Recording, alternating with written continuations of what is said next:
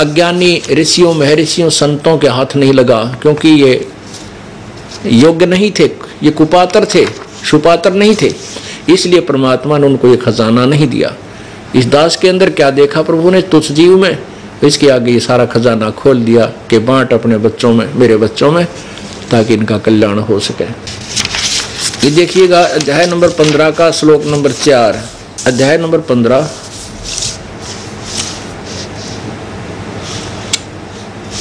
श्लोक नंबर 4। यहाँ इस 4 का अर्थ है, ये 325 पृष्ठ, अब 326 पेज का अर्थ किया है।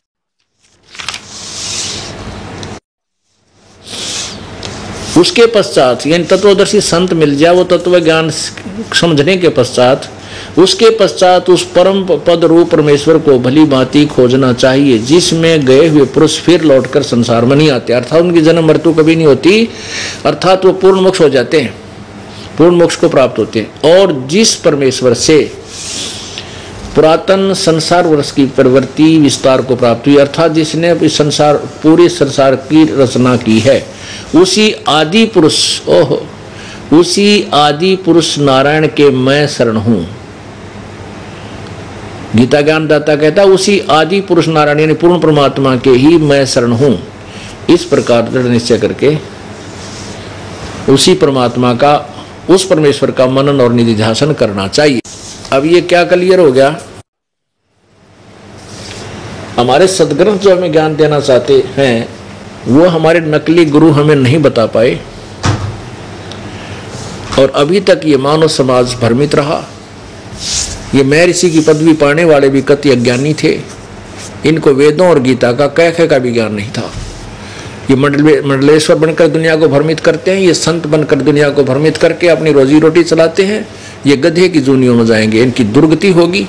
क्योंकि हम कहीं खड़े हैं और कोई भटका हुआ व्यक्ति आ रहा, रास्ता पूछ रहा है, मार्ग पूछ रहा है, और हमें कहता है कि भाई मैंने अपने घर को जाना है, वो हमारे शहर का रास्ता बताइए, और उस अज्ञानी को पता नहीं, वो कहता 2 रुपये निकाल फिर बताऊं, गाइड बन जाता है, 2 रुपये भी ले लिए और उल्टा रास्ता दे दिया, उसको पता ही नहीं था। तो ऐसे निकम्मे आदमी से अच्छा तो वो ना बताता, ताकि वो गलत रास्ते जाकर के लंबा सफर और ना तय करता। ऐसे ही अज्ञानी संत गुरु जो बनकर के दुनिया को भ्रमित कर रहे हैं, इनको ना भगवान का मार्ग, ना सतलोक का मार्ग, ना कोई रास्ता पता, ये वैसे ही अपने रोजी रोटी के लिए दुनिया को भ्रमित करके अपना कर्म बिगाड़ रहे हैं, अपने मनुष्य जीवन को बर्बाद कर रहे हैं।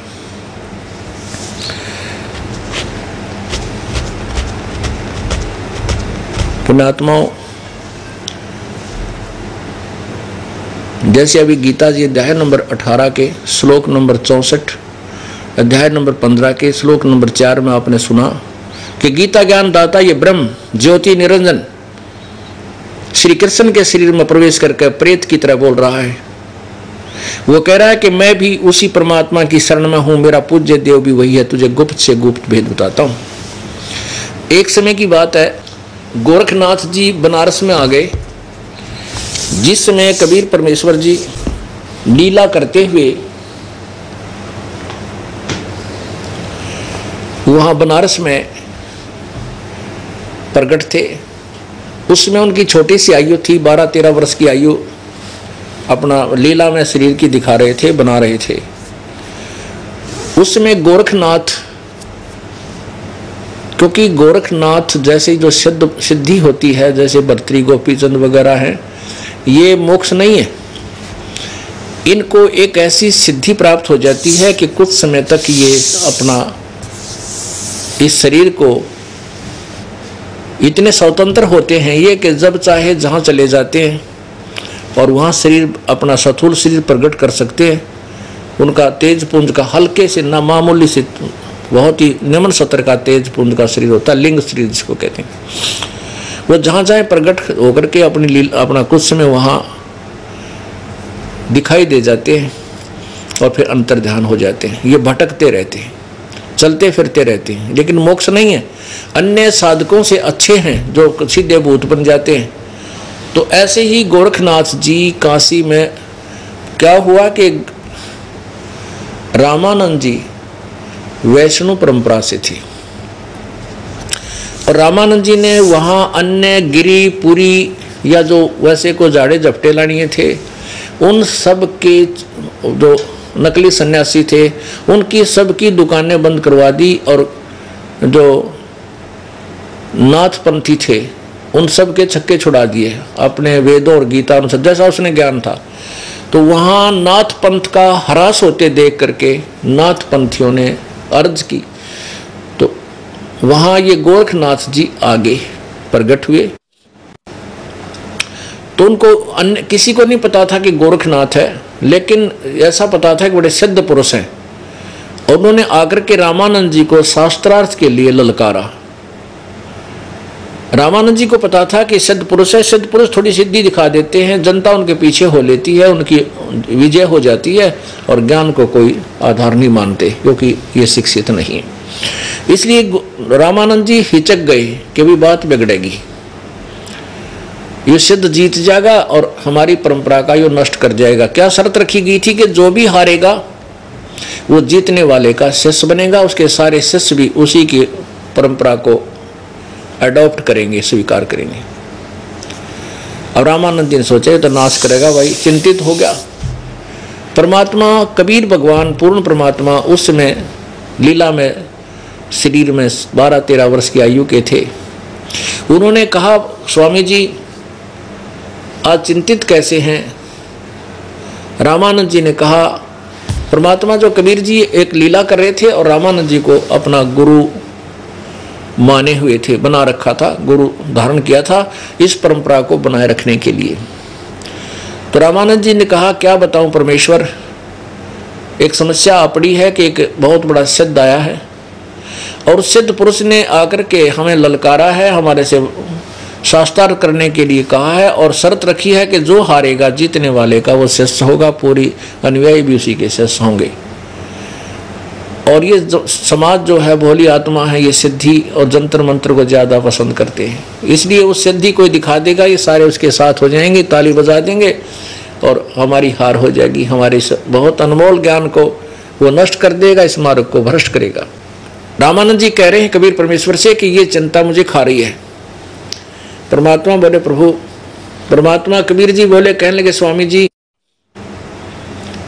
दो पहलवान घुड़ेंगे, दो मल कुश्ती करेंगे, तो दो माल कुश्ती करेंगे तो एक जीतेगा एक हारेगा, कोई बात नहीं, चलते हैं, सामना करेंगे, कोई बात नहीं, प्रभु रक्षा करेगा। अब रामानंद जी को पता था कि कबीर परमेश्वर के सामने कोई टिकने वाला नहीं है, इसने कह दिया अभी तो बात बिगड़े को नहीं, तो चले गए। क्या हुआ, वो स्वीकार हुआ और उसके लिए अगला दिन जो नेक्स्ट डे शास्त्रार्थ यानी वार्ता का तय हो गया, समय निर्धारित हो गया। एक तरफ तो रामानंद जी का आसन लगा रखा था, एक तरफ नाथ जी का आसन लगा रखा था, और नाथ जी ने वहीं पर अपना एक त्रिशूल गाड़ रखा था। अब कबीर परमेश्वर ने बता दिया था रामानंद जी को कि वो गोरखनाथ आया है, वो भेष बदल कर बैठा है, उसको मैं आप सीधा कर दूंगा, आप चलो। अब रामानंद जी का हौसला बढ़ गया।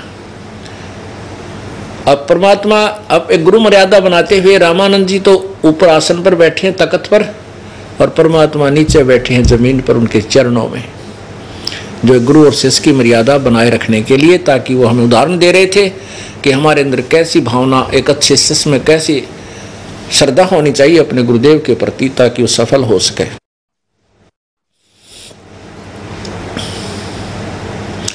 तो गोरखनाथ जी ने कहा कि रामानंद मेरे साथ चर्चा करो ज्ञान की।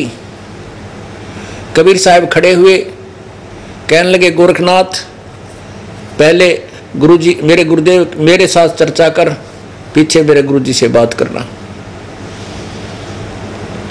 जब चेला तो निमट दो, पहले पाछे जाइए गुरुजी के पास। तो तब गोरखनाथ कहने लगा कि ए बालक, तू कब तक बैरागी बन गया, कब से तू सन्यासी हो गया? परमात्मा बोले कि इन बातें छोड़ तू, मैं कब तक सन्यासी हो गया, कि मेरी के उम्र है? कहने लगा, तेरी के आयु है, तू गोरखनाथ से वार्ता करेगा, तेरी उम्र ही क्या है?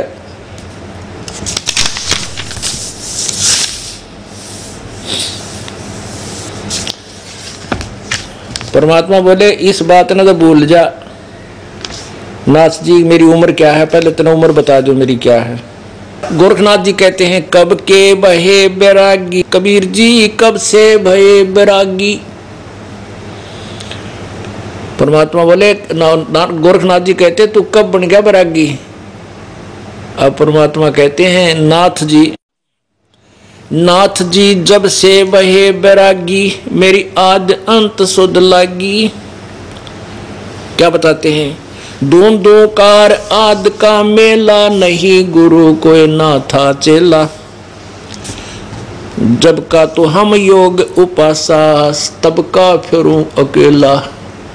क्या बताते हैं, जब ना दया पृथ्वी थी, ना कोई गुरु चेले की रिवाज थी, सबसे पहले मैं ही था पूर्ण परमात्मा रूप में।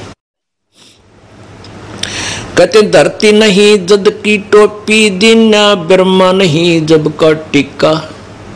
क्योंकि उस दिन परमात्मा कबीर जी वैष्णव साधुओं जैसा रूप बना कर रहे थे। सिर पर एक टोपी, गले में एक कंठी की माला, माथे में एक तिलक है और हाथ में करमंडल, एक लाठी डंडा सा सिक्का डंडा।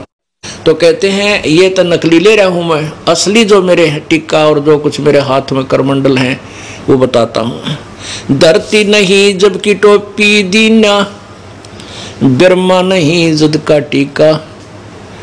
और शिव शंकर से योगी ना थे, जब का झोली सिक्का। ये तो कहते हैं मैं तो पहले से ही पूर्ण परमात्मा हूँ और पहले से ही मैं ये सब वैरागी समझ, मुझे कुछ भी किसी संज्ञा से बोध कर मैं वही संबोधित कर वही हूँ। तेरा ना ब्रह्मा था, ना विष्णु था, ना शिव जी, मैं तब का तब से हूँ। धरती नहीं जद का टोपी, दीना ब्रह्मा नहीं जद का टीका। और शिव शंकर से योगी ना थे, यो तब का झोली सिक्का। द्वापर को हम करी फावड़ी, त्रेता को हम दंडा। सतयुग मेरी फेरी दुहाई, और कलयुग फिरूं नौखंडा। एक पल में कहते मैं सब ब्रह्मांडों को चेक करके आ जाता हूं, एक सेकंड के अंदर। गुरु के वचन साध की संगत, अजर अमर घर पाया। कहे कबीर सुनो हो गोरख, मैं सबको तत्व लखाया। जब परमात्मा ने बताया ना गोरखनाथ, अब गोरखनाथ की सट्टी पिट्ठी गुम होगी तो भाई जड़ तो बताया, तेरा भेद भी खोल दिया।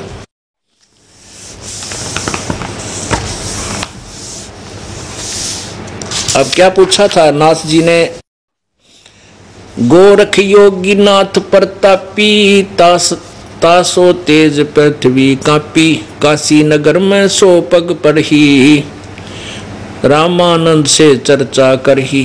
चर्चा में गोरख जय पावे, कंठी तोड़े तिलक छुड़वावे। सत कबीर से जो भयऊ, यह वरतात सो सुन लेहु। गोरखनाथ के डर के मारे, बैरागी ना भेख संवारे। तब कबीर आज्ञा अनुसारा, वैष्णव सकल भेद अनुसवारा। रूप संवारा सो साधु गोरख, सो सुध गोरखनाथ जो पायो। काशी नगर सिगर चल आयो, रामानंद को खबर पठाई। चर्चा करो मेरे संग आई। रामानंद की पहली पौड़ी, सत कबीर बैठे तिस ठोरी। कहे कबीर सुन गोरखनाथा, चर्चा करो हमारे साथा। प्रथम चर्चा करो संग मेरे, पीछे मेरे गुरु को टेरे। बालक रूप कबीर निहारी, तब गोरख अस वचन विचारी उचारी।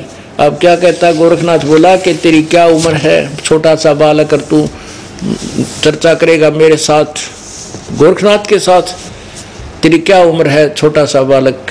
तो बोला ले भाई आयु सुन ले, मेरी उम्र क्या है। परमात्मा बताते हैं, जो बूझे सोए बावरा, क्या है उम्र हमारी। असंख्य युग पर ले गए मैं तब का ब्रह्मचारी। असंख्य युग पर ले हो लिए मैं तब का ब्रह्मचारी। कोट निरंजन हो गए परलोक सिधारी, तब हम तो सदा महबूब हैं स्वयं ब्रह्मचारी। अरबों तो ब्रह्मा गए 49 करोड़ कन्हैया, और 7 करोड़ तेरे शंभु मृगे मेरी एक नहीं पलैया। ओह, कहते हैं अरबों दा तेरे ब्रह्मा मृगे और 49 करोड़ ये तेरे कृष्ण विष्णु कृष्ण कन्हैया और 7 करोड़ तेरे शंभु मर लिए, मेरी एक भी पल आयु समाप्त नहीं हुई है, अर्थात मैं अविनाशी भगवान हूं। पुण्यात्माओं,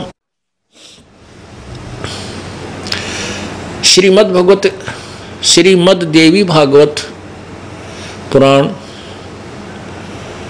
3रे स्कंद में गीता प्रेस गोरखपुर से प्रकाशित स्वयं ब्रह्मा विष्णु महेश तीनों कहते हैं हम तो नासवान हैं, हमारी जन्म मृत्यु होती है, हम अविनाशी नहीं हैं।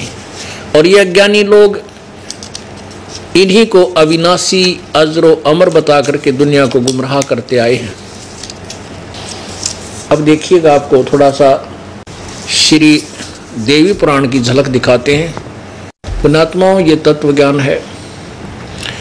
अब इसका सूर्य उदय हो रहा है, इसमें रह कर प्रूफ देने पड़ेंगे, प्रमाण देने पड़ेंगे, तब श्रोता को विश्वास होगा कि सचमुच ये संत सच्ची कह रहा है। नहीं तो हमारी सत्य को भी ये असत्य मानते हैं, क्योंकि पहले इन्होंने असत्य अज्ञान बहुत सुन रखा है, इतना सुन रखा है कि कोई अंदाजा नहीं। ये देखिएगा, श्रीमद् देवी भागवत संक्षिप्त सचित्र मोटा टाइप, और इसका श्रीमद् देवी भागवत संपादक हनुमान प्रसाद पोदार चिमनलाल गोस्वामी, और इनके संपादक कौन है ना, प्रकाशक और मुद्रक, प्रकाशक एवं मुद्रक गीता प्रेस गोरखपुर, गोविंद भवन कार्यालय कोलकाता का संस्थान। ये इनके फोन नंबर मोबाइल नंबर है। अब इसके स्कंद नंबर 3 में थोड़ी सी झलक दिखाएंगे आपको, ज़्यादा नहीं। ये है स्कंद नंबर तीसरा स्कंद। अब इसमें क्या है थोड़ा मौखिक बताएंगे। दुर्गा ने एक विमान ऊपर से बुलाया, ब्रह्मा विष्णु महेश को तीनों को विमान में बैठाया, ऊपर की सैर कराई। ऊपर एक ब्रह्मा और देखा, ब्रह्मलोक में जाकर एक विष्णु और देखा, एक शिव और देखा, अलग अलग लोकों में गए। उसके बाद उनका विमान एक और द्वीप में पहुंचा, वहां जहां दुर्गा का द्वीप था वो दिखाते हैं। ये देखना 3रे स्कंद का 118 पृष्ठ से प्रारंभ कर रहे हैं, 118 पृष्ठ से। अक्षण भर के बाद वह विमान उस शिखर से भी पवन के समान तेज चाल से उड़ा और बैकुंठ लोक में पहुंच गया। वहां भगवती लक्ष्मी का विलास भवन था। बेटा नारद, ब्रह्मा बता रहा है, वहां मैंने जो संपत्ति देखी उसका वर्णन करना मेरे लिए असंभव है। उस उत्तम परी को देखकर विष्णु का मन आश्चर्य के समुद्र में गोते खाने लगा। वहां कमल लोचन श्री हरि विराजमान थे, अलसी के फूल के समान उनके श्री विग्रह यानी शरीर की कांति थी। पीताम्बर पहने हुए थे, 4 भुजाएं थी, वे पक्षी राजगुड़ पर विराजमान थे। दिव्य आभूषणों से उनकी अनुपम शोभा हो रही थी। प्राण प्रिया लक्ष्मी जी चंवर दुला रही थी। उन सनातन श्रीहरि की झांकी पाकर हम सभी भौचक्के से रह गए। ब्रह्मा विष्णु महेश जो विमान में बैठे थे, वे तीनों कहते हैं एक और विष्णु देखा, वो काल था, भौचक्के से रह गए। एक दूसरे को देखते हुए हम विमान में एक उत्तम आसन पर बैठे रहे। इतने में पवन से बातें करता हुआ वह विमान तुरंत उड़ गया। आगे अमृत के समान मीठे जल वाला समुद्र मिला, उसका जल बड़ा ही मधुर था, और वहीं एक मनोहर द्वीप था उस समुद्र में। उसी द्वीप में एक मंगल में मनोहर पलंग बिछा था। उस पलंग में सुंदर वस्त्र जड़े थे। उस उत्तम पलंग पर एक दिव्य रमणी बैठी थी। वे ऐसी प्रभावपूर्ण देवी थी मानो करोड़ों बिजलियां एक साथ चमक रही हों। अत्यंत सुंदर मुख था, लाल लाल दांत थे, करोड़ों लक्ष्मियों से भी अधिक वह सुंदर थी। अब ब्रह्मा कहता है कि उन्हें देखकर जो हमारे साथ बैठा था विष्णु, काल का पुत्र, ये तीनों ब्रह्मा विष्णु महेश जो विमान में बैठे ऊपर जा रहे थे, उन्हें देखकर हम सभी महान आश्चर्य में पड़ गए। कुछ समय तक हम वहीं ठहरे रहे, आपस में कहने लगे सुंदरी कौन है और इसका क्या नाम है। हम इसके विषय में बिल्कुल अनभिज्ञ हैं, इससे हजार नेत्र हजार आते। नारद यों संदेहग्रस्त होकर हम लोग वहीं रुके रहे। तब भगवान विष्णु ने उन चारों साहिनी भगवती को देखकर विवेक पूर्वक निश्चय कर लिया। अब काल ने इनकी बुद्धि खोल दी। अब विष्णु को अपने जन्म की याद आ गई, बालकपन की। निश्चय कर लिया कि यह भगवती जगदम्बिका है। तब उन्होंने कहा कि ये भगवती हम सभी की आदि कारण है। आदि कारण माने हमें जन्म देने वाली। महाविद्या और महामाया इसी के नाम है, इसके नाम है, इनके नाम है। ये पूर्ण प्रकृति है। ये दुर्गा को प्रकृति भी कहते हैं, ये याद रखना। आगे देखना 120 पृष्ठ पे, 120 पृष्ठ। ये मूल प्रकृति है, सदा परम पुरुष के साथ रहती है। पुरुष माने भगवान, और ब्रह्मांड की रचना करके परम पुरुष को ये दिखाया करती है। परम पुरुष दृष्टा है। ये वे ही दिवांगना है।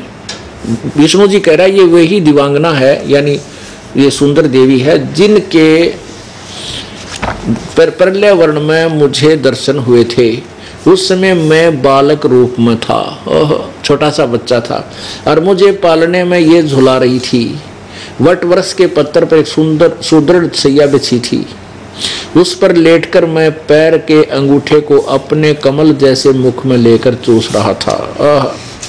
इन्हें देखकर मुझे पहले की बात याद आ गई, बचपन की। काल ने बुद्धि खोल दी, वो पिछली रील चला दी अपने बचपन की। ये हम सबकी जननी है, माता है। इनके विषय में मेरी जितनी जानकारी है तथा मैं जो कुछ अनुभव कर चुका हूँ वह तुम कहता हूँ सुनो। ये बता दी, ठीक है। आगे देखो, अब 123 पृष्ठ हम आपको दिखाएंगे। ये 5, 4 और 5 चौथे अध्याय का।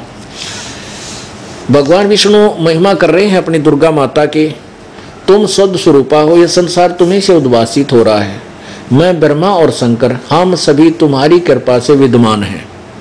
हमारा आविर्भाव मन जन्म और तिरोभाव मन मृत्यु होता है, हुआ करता है। केवल तुम ही नित्य हो, अविनाशी हो, जगत जननी हो, प्रकृति और सनातनी देवी हो। भगवान शंकर बोले, देवी यदि महाभाग विष्णु तुम्हीं से उत्पन्न हुए प्रकट हुए हैं तो उनके बाद उत्पन्न होने वाले ब्रह्मा भी तुम्हारे ही बालक हुए। फिर मैं तमोगुणी लीला करने वाला शंकर क्या तुम्हारी संतान नहीं हुआ? अर्थात मुझे भी उत्पन्न करने वाली तुम ही हो। इसे दो बात सिद्ध होगी देवी भागवत से कि ब्रह्मा विष्णु महेश नाशवान है, जन्म मृत्यु होती है। इनकी माँ दुर्गा है, रजगुण ब्रह्मा है, सतगुण विष्णु, तमगुण शिव जी। ये तीन बातें क्लियर होगी। अब परमात्मा अपनी महिमा बता रहे हैं, वो आपके समक्ष पेश करते हैं।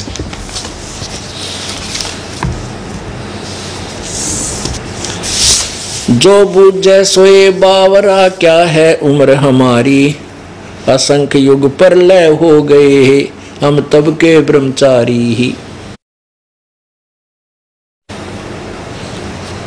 अरबों तो ब्रह्मा गए, 49 करोड़ कन्हैया, और 7 करोड़ तेरे शंभु मृगे। मेरी एक पलैया, मेरी एक नहीं पलैया। कोटन नारद हो गए ये मोमंद से चारी। देवतन की गिनती नहीं क्या सृष्टि बिचारी। ना बूढ़ा ना बालक ना कोई भाट भिखारी। कहे कबीर सुनो वो गोरख, ये है उम्र हमारी।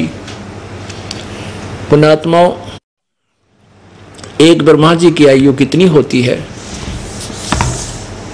अब आपने पहले शब्द में सुना था कि कोटि निरंजन हो गए परलोक सुधारी। अभी आपने सुना इसी शब्द में कि कोटिक निरंजन हो गए परलोक से धारी। हम तो सदा महबूब हैं स्वयं ब्रह्मचारी। परमात्मा कह रहे हैं तेरी ज्योति निरंजन भी करोड़ों बार मर लिया। परलोक से धारणा माने मृत्यु होना। अब इनकी मृत्यु बताते हैं। जैसे गीता जी अध्याय नंबर 4 के श्लोक नंबर 5 में, 4 में, श्लोक नंबर 5 में और 9 में क्या कहा कि अर्जुन तेरी और मेरे बहुत जन्म हो चुके, तू नहीं जानता मैं जानता हूं। गीता जी अध्याय नंबर 2 के 12 में भी ये कहा कि अर्जुन ये मत समझ कि सभी सामने खड़ी सेना या सैनिक या योद्धागण और तू और मैं पहले नहीं थे या आगे फिर ना जन्म होगा। ये मत समझ के हम वर्तमान में ही हैं, अर्थात पहले भी जन्मे थे, आगे भी जन्म मृत्यु होगी, वर्तमान में भी है। गीता जी अध्याय नंबर 4 के श्लोक नंबर 5 में कहा कि तेरे मेरे बहुत जन्म हो चुके, तू नहीं जानता मैं जानता हूं। 9 में कहा कि मेरे जन्म और कर्म अलौकिक है। अलौकिक का तात्पर्य है कि मैं तेरे की तरह जन्म नहीं लेता किसी स्त्री के गर्भ से। वो अभी बताते हैं आपको अलौकिक कैसे होते हैं। जैसे एक सिद्धि होती है, शरीर धारण कर सकता है। उदाहरणार्थ आदरणीय गरीबदास साहिब जी, जब इनको परमेश्वर कबीर जी मिले उसके बाद इनकी जो ज्ञान योग खुला, भक्ति सत्य की, 61 वर्ष की आयु में छुड़ानी में शरीर छोड़ दिया। वो चोला छोड़ दिया अपना जो मां से मिला था। उसके ऊपर वहां यादगार बनी हुई है जिसको छत्री साहब कहते हैं। ये दास भी वहां पहले जाता रहा है। एक सहारनपुर के अंदर एक भूमड़ नाम का सैनी बाग था उसका, वो गरीबदास जी का शिष्य हुआ था। वो संत गरीबदास जी का शिष्य हुआ था और उनकी अटूट श्रद्धा थी प्रभु में और गरीबदास जी से वो अटूट प्यार करता था। तो एक प्रॉमिस कर लिया था गरीबदास जी ने कि बेटा मैं तेरे पास आऊंगा, वहां कुछ समय रहूंगा। तो वो शरीर तो वहां छोड़ गए गरीबदास जी और 6 महीने के बाद वहां जाकर के उसी रूप में, उसी उम्र में, 61 वर्ष की उम्र में वाला शरीर धारण ऐसा ही बना लिया अपना शक्ति से, शब्द शक्ति से। और सहारनपुर में 35 वर्ष रहे उस भूमड़ भगत के पास। वहाँ हिंदू और मुसलमानों दोनों को ज्ञान दिया, परमात्मा की महिमा से वो परिचित हुए। आज भी चिलकाना रोड से एक कलसिया रोड निकलता है। सहारनपुर में एक चिलकाना रोड है, कलसिया रोड है। कलसिया रोड से चिलकाना रोड निकलता है। उस पे आधा किलोमीटर चलते ही लेफ्ट हैंड को आज भी यादगार वहाँ उपस्थित है, मौजूद है, विद्यमान है कि गरीबदास जी ने वहां शरीर छोड़ा, दूसरे शरीर का जो तेज पुंज वाले का, बगैर मां से जन्म वाले का। तो वहां भी यादगार बनी हुई है। और वहां से लोग चल करके छुड़ानी आए। छुड़ानी गांव में ये पूछने के लिए आए कि भी महाराज जी का शरीर यहाँ लाएं या वहीं पर अंतिम संस्कार कर दें। तो छुड़ानी गांव के लोगों ने, व्यक्तियों ने, श्रद्धालुओं ने बताया कि महाराज जी तो 30-35 वर्ष पहले शरीर छोड़ गए थे और हजारों व्यक्तियों के उपस्थिति में यहाँ पर इनके शरीर का अंतिम संस्कार किया हुआ, एक यादगार बना रखी थी। तो वहाँ छुड़ानी के लोगों को विश्वास नहीं हुआ। कुछ लोग घोड़ों पर सवार होकर के वहाँ गए। वहाँ जाकर देखा कि सचमुच वही शरीर है और वही गरीबदास जी का शरीर वहाँ छोड़ा हुआ है। तो उन्होंने कहा भाई ये इनकी लीला अपरंपार है और इनका यही अंतिम संस्कार कर दे। तो वो यादगार आज भी वहाँ विद्यमान है। ये अलौकिक है। तो ये सिद्धि होती है। परम पिता के अंदर सारी सिद्धि होती है। प्रभु की भक्ति में सभी सिद्धियां होती हैं। और इस काल ज्योति निरंजन की में केवल 8 सिद्धियां हैं। इन 8 सिद्धियों में से ये एक सिद्धि इस निरंजन को भी प्राप्त है, जिसके कारण ये अपने शरीर छोड़ देता है और स्वयं भी धारण कर लेता है। अब ये बता रहे हैं कि 49 करोड़ अरबों तो ब्रह्मा मर गए, 49 करोड़ कन्हैया और 7 करोड़ तेरे शंभू मर गए, मेरी एक नहीं पलैया। इसको विश्लेषण करते हैं। जैसे ब्रह्मा जी का एक दिन 1000 चतुर्युग का होता है। एक चतुर्युग में 43,20,000 वर्ष होते हैं। सतयुग, त्रेता, द्वापर, कलयुग, चारों युग मिलकर एक चतुर्युगी कहलाती है। ऐसे 1008 चतुर्युग का ब्रह्मा जी का दिन इतनी ही रात्रि होती है। इसको लंप संप यानी गोलमोल 1000 वर्ष मान लेते हैं।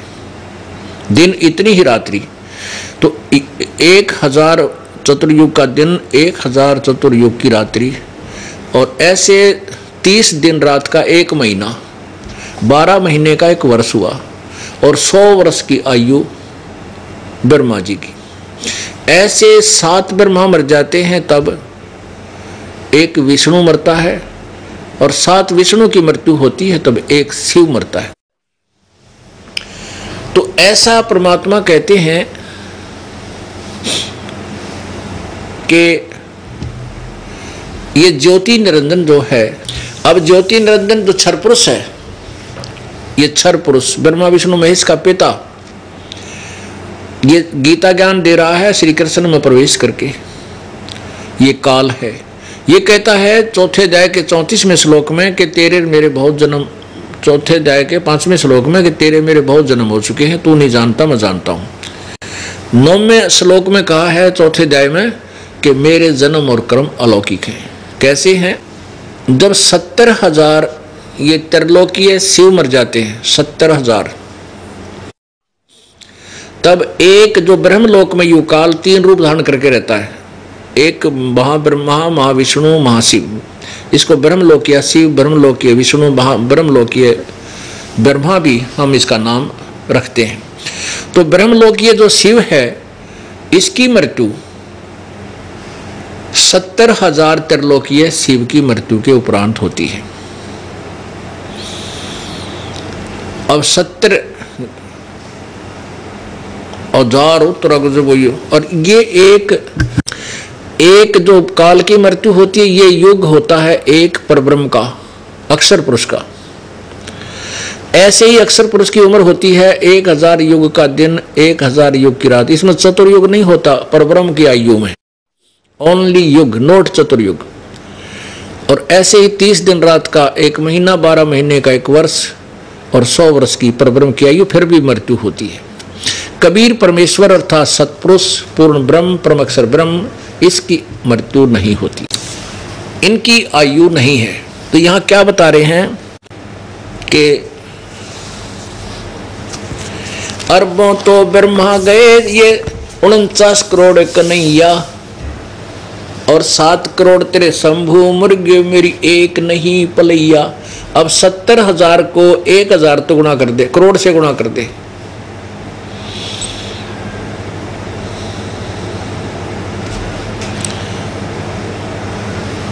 एक 1000 से गुना कर दे 70। तो ऐसे कहते हैं 7 करोड़ तेरे शंभु मृगे, जहां 1000 बार ये निरंजन मर लेता है, 1000 बार ज्योति निरंजन भी मर लेता है, तब एक ब्रह्मांड का विनाश होता है। तो क्या परमात्मा, क्या ना एक ब्रह्मांड नहीं, 21 ब्रह्मांड का विनाश होता है। 21 ब्रह्मांड का, एक ब्रह्मांड का विनाश होता है जब ब्रह्मलोक के अंदर ये काल शिव रूप में जहाँ रहता है, जब इसकी एक मृत्यु होती है। इसकी पहले ब्रह्मा रूप में शरीर छोड़ता है, फिर महाविष्णु रूप में शरीर छोड़ता है, फिर ये महाशिव रूप में जो शरीर छोड़ता है, उसमें इसकी 49 यानी 70,000 त्रिलोकीय शिव की मृत्यु हो चुकी होती है। इसके बाद फिर ये दूसरे ब्रह्मांड में चला जाता है, तो उसमें फिर नए सिरे से अपना ऐसे दुर्गा और ये दोनों की मृत्यु होती है। ये दोनों ही शरीर धारण कर लेते हैं, आत्मा वही रहती है, और वहां से फिर ये ब्रह्मा विष्णु महेश की उत्पत्ति करते हैं, नए सिरे से ब्रह्मांड में ऐसे अपनी उत्पत्ति प्रारंभ करते हैं। तो यहाँ क्या बताना चाहते हैं परमात्मा, कोटि निरंजन हो गए परलोक सिधारी, हम तो सदा महबूब हैं स्वयं ब्रह्मचारी। अरबों तो ब्रह्मा गए 49 करोड़ कन्हैया, ये 7 करोड़ तेरे शंभु मृगे मेरी एक नहीं पलैया।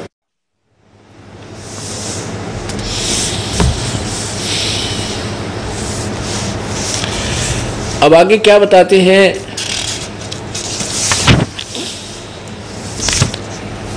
अब गोरखनाथ जी ने सोचा भाई ये तो बहुत बात बना हुआ है और बाता मत आगे आने नहीं देता, अब इसको मैं सिद्धि दिखाता हूँ। वादा करा था, बातचीत थी कि हम गोष्ठी करेंगे, विचार विमर्श करेंगे ज्ञान के ऊपर।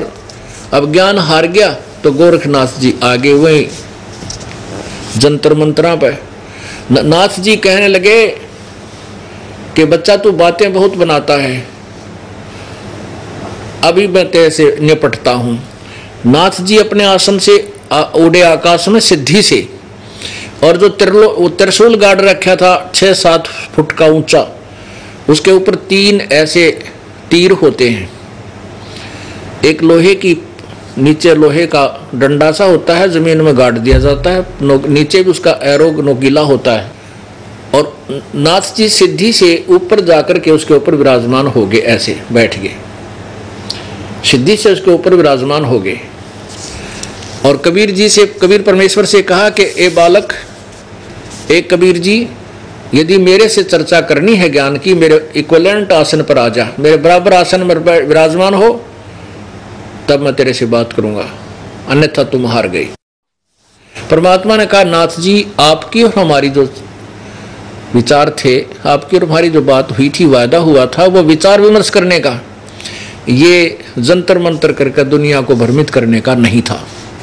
आप उसी स्थान पर आओ और बात कर ढंग से। कहने लगा, तुम्हारे पास कुछ नहीं है इसलिए तुम दुनिया को गुमराह करते हो। नाथ जी बोले, और आ मेरे बराबर में बैठ बात कर, तब मैं तेरी बात सुनूंगा, अन्यथा नहीं सुनता। अब लोगों ने ताड़ी बजा दी, वाह वाह, गोरखनाथ जी ने कमाल कर दिया। परमात्मा ने क्या पहले मालूम था कि वो बच्चे की उम्र की बुद्धि कहाँ तक काम करेगी गोरखनाथ की। कबीर साहब ने जो जेब में एक जो है ना धागे की रील डाल रखी थी, क्योंकि जुलाई का काम करते थे, और पहले चरखा काता करती थी बुढ़ियाएं, वो चरखा काट करके सूत की बंडल बना दिया करते, छोटे छोटे कुकड़ी का करते, हमारे रोहतक जिले में कुकड़ी यानी जैसे धागे की रील होती, कच्चे धागे की। तो परमात्मा उस धागे की रील को जेब में डाल लाए, पता था उनको, और वो रील निकाल ली धागे की बाहर, उसका एक सिरा पकड़ दिया और उसको ऐसे आदेश दे दिया, आकाश में फेंक दिया, वो ऐसे उधड़ के अनबंडल होगी वह, और सीधा धागा 150 फुट ऊंचाई तक ऊपर खड़ा होगा, सीधा खड़ा हो गया। उसका दूसरा सिरा आसमान में 150 फुट की ऊंचाई पर था, एक सिरा जमीन पर, दूसरा सिरा 150 फुट की ऊंचाई पर आसमान में। परमात्मा कबीर जी वहां से उठे अपने आसन पर और उस आखिरी सिरे पर जाकर विराजमान हो गए और कहा, गोरखनाथ जी आजा मेरे बराबर में, यहाँ बैठ, वार्ता करेंगे। अब पुण्यात्माओं, ये नहीं था कि गोरखनाथ जी ऊपर और नहीं जा सकते थे, क्योंकि एक सिद्धि आकाश से उड़ जाई, एक सिद्धि जल पैर न लाई, एक सिद्धि जो बहुजुग जीवे, एक सिद्धि जो खावन पीवे, काफी वर्षों तक जीवित रह सकता है। इस तरह सिद्धियां हैं, लेकिन ये सिद्धियां भक्ति के लिए, भगत मोक्ष के लिए नहीं है, ये तो दुनिया को भ्रमित करके अपने पीछे लाने के लिए। लेकिन परमात्मा के अंदर ये सिद्धियां सारी विद्यमान है, उन्हीं से इन्होंने तपस्याएं करके एक आदि प्राप्त करके ये प्रभु पाक जाते हैं। और जो इनके जीवन के लिए सबसे बड़े घातक होते हैं, काल का दाव लग जाता है, ये प्रभुता पाकर के दुनिया को भ्रमित करके यही काल के जाल में रह जाते हैं। अब नाथ जी ने चाहा था ऊपर को उड़ो, लेकिन परमात्मा ने उसकी सारी सिद्धियां खींच ली, नष्ट कर दी, और वो जमीन पर जाकर घो पड़ा, जैसे पड़ाकर ऊंचे गदड़ देशी सारे आड़ बोले गोरखनाथ के। वो जान गए कि ये कोई परम शक्ति है। पुण्यात्माओं, सिद्धि क्या है? जैसे ये घड़ी है, ये वॉच, इसको वैज्ञानिकों ने सिद्ध कर रखी है, सिद्धि बना दी कि ये चल रही है। इसमें लोहे की सुई है और इसके सामने चुंबक आ जाए, मैग्नेट सामने कर दिया जाए तो ये वहीं जाम हो जाएगी, एक सेकंड भी आगे नहीं चल पाएगी। ऐसे ही परमपिता परमात्मा को चुंबक जानो, और ये छोटी मोटी सिद्धियां जो प्राप्त किए फिरते हैं ये संत महंत, ये ऐसे घड़ी जानो, उस चुंबक के सामने आते ही सारे जाम हो जाते हैं, उनकी सिद्धियां फेल हो जाती हैं। फिर नारद जी गोरखनाथ का की यकीन हो गया, भाई ये तो सचमुच कोई परम संत, परम सिद्धि युक्त है, भगवान तो बहुत देर में मानेगा इसको। और गोरखनाथ जी समझ गए कि अब तेरी दाल गले नहीं, बुद्धिमान व्यक्ति वही होता है, तुरंत स्वीकार कर लेता अपनी हार को। कहा कि आप नीचे आओ, मेरी बात सुनो, मैं समझ गया आपकी, आप परम शक्ति है आपके अंदर। गोरखनाथ जी ने सोचा कहीं तू अभी अधूरी बात मान ले। कहने लगा, मैं एक परीक्षा और लूंगा आपकी, तब आपको गुरु मानूंगा, क्योंकि गुरु वो शर्त थी कि जो हारेगा वो शिष्य बनेगा। गोरखनाथ जी बोले, मैं एक परीक्षा और लूंगा आपकी, फिर अगर आप उसमें सफल हो गए मैं आपका शिष्य बन जाऊंगा। कबीर साहब बोले वह भी काट ले अपनी फड़क चल। कहने लगा कि वहाँ गंगा है, वहाँ से 200 फुट की दूरी पर गंगा दरिया बह रही थी बनारस में। कहने लगे गंगा के किनारे चलो, वो चले गए, कबीर जी भी चले गए, वो भी और भी दर्शक भी साथ हो लिए। गोरखनाथ जी ने कहा कि मैं इस दरिया में छुपूंगा तो मुझे ढूंढ देना। अब गोरखनाथ जी ने दरिया में छलांग लगा दी और मछली का रूप धारण कर लिया। परमात्मा ने वही मछली पकड़ी, वहाँ सैकड़ों मछलियाँ थी, वही मछली पकड़ी और किनारे लाकर गोरखनाथ बैठा दिया। ले अब गोरखनाथ जी ने चरण पकड़ दिए कि आप सचमुच परम शक्ति हो। तो पूछा कि आप कहाँ से आए, आप कौन हो? तो परमात्मा बताते हैं अवधू अवगत से चल आए। अविगत जिसके विषय में कोई नहीं जानता, उस स्थान से, उस तिथि से मैं आया हूं, सतलोक से। अवधू अवगत से चल आए, अवधू अवगत से चल आया, कोई मेरा भेद मर्म ना पाया। मेरे विषय में कोई नहीं जानता, मैं कहाँ से आया हूँ, उस स्थान से आया हूँ। ना मेरा जन्म ना गर्भ बसेरा, बालक बिन दिखलाया, काशी नगर जल कमल पडेरा, तहाँ जुलाहे न पाया। मात पिता मेरे कछु नाही, ना मेरे घर दासी, जुलाहे का सुत आन कहाया, जगत करे मेरी आसी। 5 तव का धड़नी मेरे, जानो ज्ञान अपारा, यो सत्य स्वरूपी नाम साहेब का, ओहे नाम हमारा। अदर दीप गगन गुफा में तानिज वस्तु सारा, तेरा ज्योत स्वरूपी अलख निरंजन, वो भी धरता ध्यान हमारा। अब ये नाथ पंथी क्या कहते हैं, अलौख निरंजन। हमारे गांव में था एक बाबा जी का डेरा, जो बाबा मस्तनाथ बोहर वाले का अनुयायी, वहाँ उनका डेरा है। 10-20 एकड़ जमीन भी उस डेरे के नाम श्रद्धालुओं ने, गाँव वालों ने दे रखी है। वहाँ एक बाबा मांगने आता था सुबह सुबह, और उन्होंने कहा था अलख निरंजन दियो माई, अलख निरंजन। तो वो अलख निरंजन ये क्या कहते हैं कि परमात्मा अलख निरंजन है, वो दिखाई नहीं देता। अलख माने तो दिखाई ना दे, निरंजन माने प्रभु, यानी ये निराकार परमात्मा मानते हैं। ये काल तक इनकी बुद्धि सीमित है। तो यहाँ परमात्मा कहते तेरा ज्योत स्वरूप अलख निरंजन, वो भी धरता ध्यान हमारा। गोरखनाथ जी को कह रहे हैं कि तेरा वो अलख निरंजन भी मेरी पूजा करता है। जैसे गीता जी में स्वयं स्वीकार कर रहा है। गीता जी अध्याय नंबर 15 के श्लोक नंबर 4 और अध्याय नंबर 18 के श्लोक नंबर 64 में कहा है कि मेरा भी पूज्य देव वही है, मैं भी उसी की शरण में हूँ। अवधू अवगत से चल आया, मेरा कोई भेद मर्म ना पाया। ना मेरा जन्म ना गर्भ बसेरा, बालक बन दिखलाया, काशी नगर जल कमल पडेरा, तहाँ जुलाए न पाया। मात पिता मेरे कुछ नाही, ना मेरे घर दासी, जुलाहे का सुत आन कहाया, यो जगत करे मेरी आसी। 5 तत्व का धड़नी मेरे में जानो ज्ञान अपारा, सत्य स्वरूपी नाम साहेब का, ओही नाम हमारा। अगर दीप गगन गुफा में तानिज वस्तु सारा, यो तेरा ज्योत स्वरूपी अलख निरंजन भी धरता ध्यान हमारा।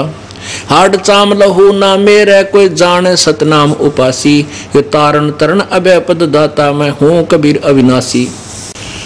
अपने आत्माओं, परमात्मा ने कहा कि मात पिता मेरा नहीं, ना मेरे मात पिता हैं, ये तो इन्होंने मैं जंगल में मिला था नीरू और नीमा ने, और मेरे कोई पत्नी नहीं है, ना मेरे घर दासी, और जुलाहे का पुत्र आन का है, जगत करे मेरी ऐसी।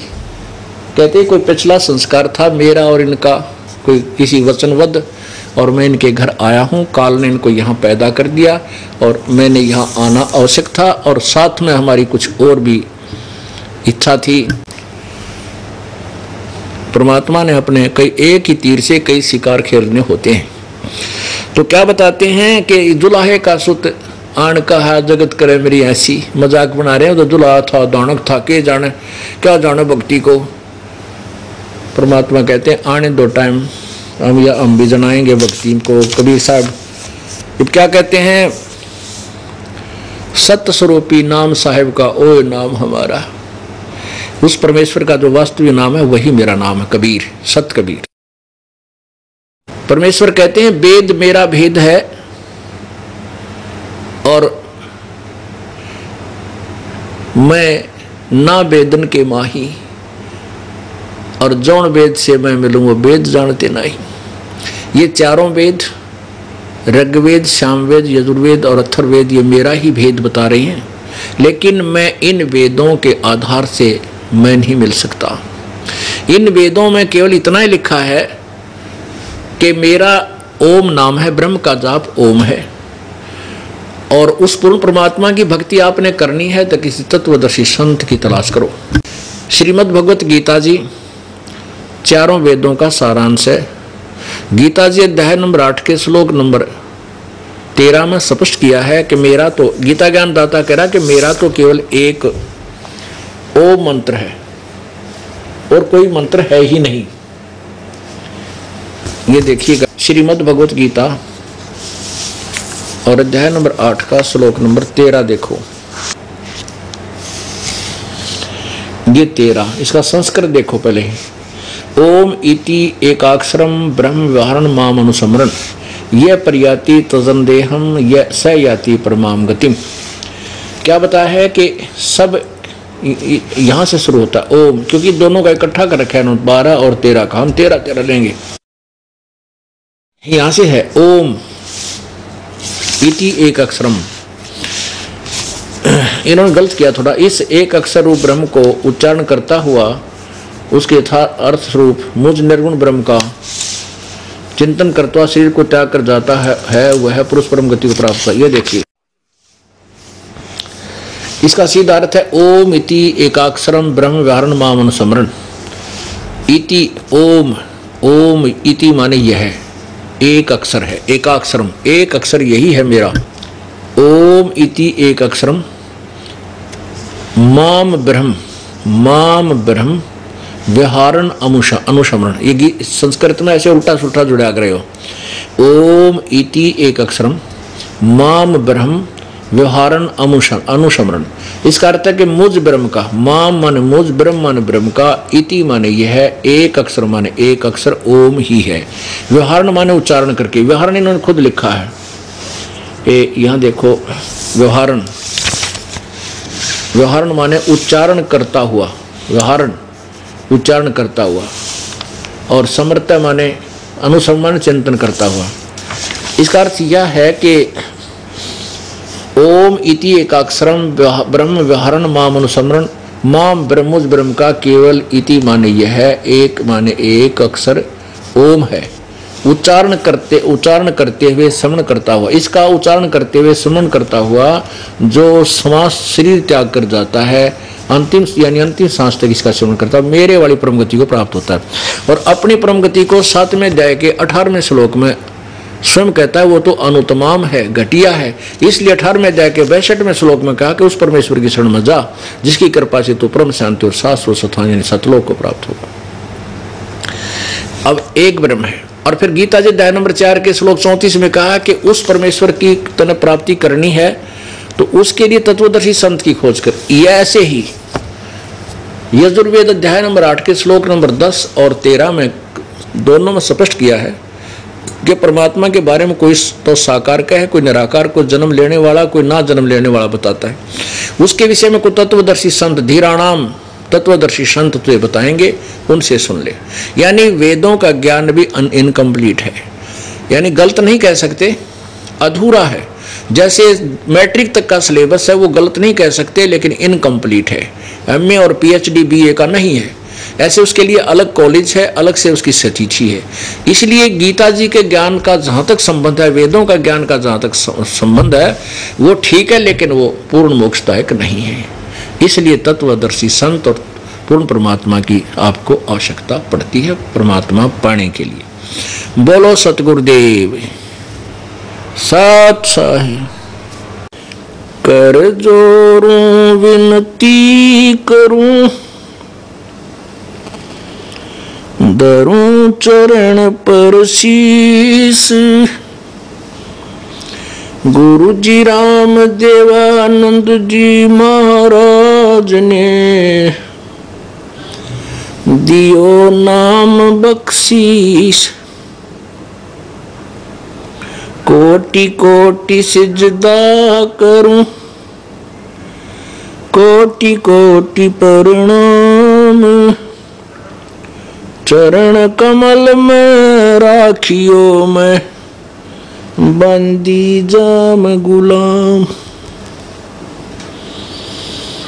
कुत्ता तेरे दरबार का, मोतिया मेरा नाम। गले प्रेम की जेवड़ी, जहाँ खेचो वहाँ जाऊं मैं। तो करो तो बावड़ू, दूर दूर करो तो जाऊं।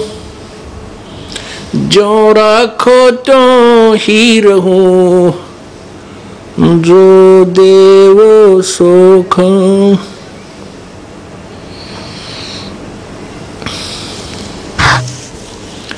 जय इब के सतगुरु मिले, सब दुख आँखों रोए।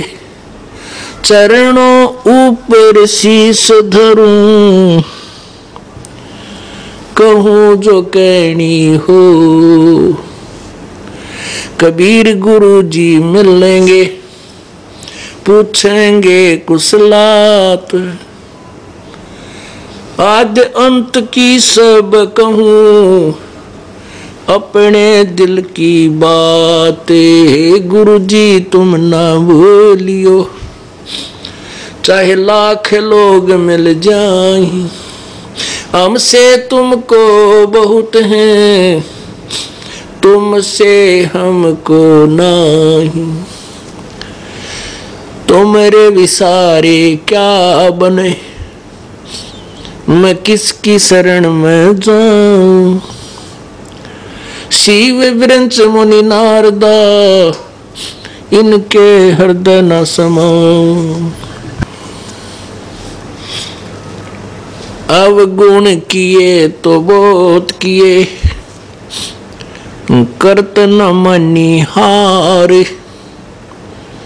बावे बंदा बख्श दियो, बावे गर्दन उतारे। अवगुण मेरे बाप जी, बख्शो गरीब नवाज। जय मैं पूत कपूत हूँ, बोर पिता को लाज।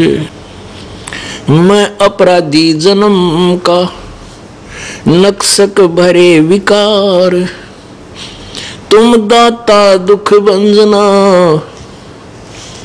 मेरी करो संभार।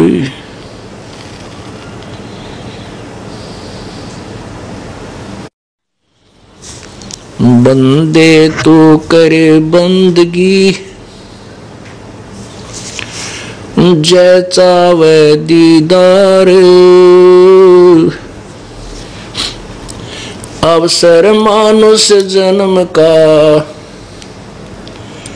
भाई मिले न बारंबार।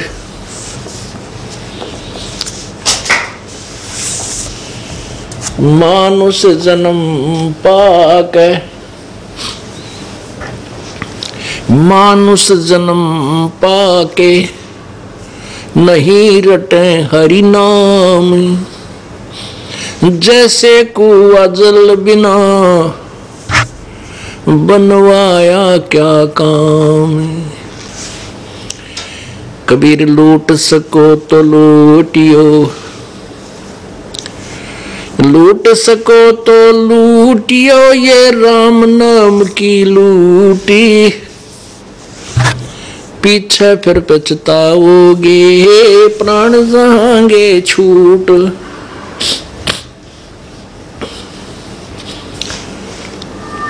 नहीं भरोसा देही का, विनस जावे छन माही।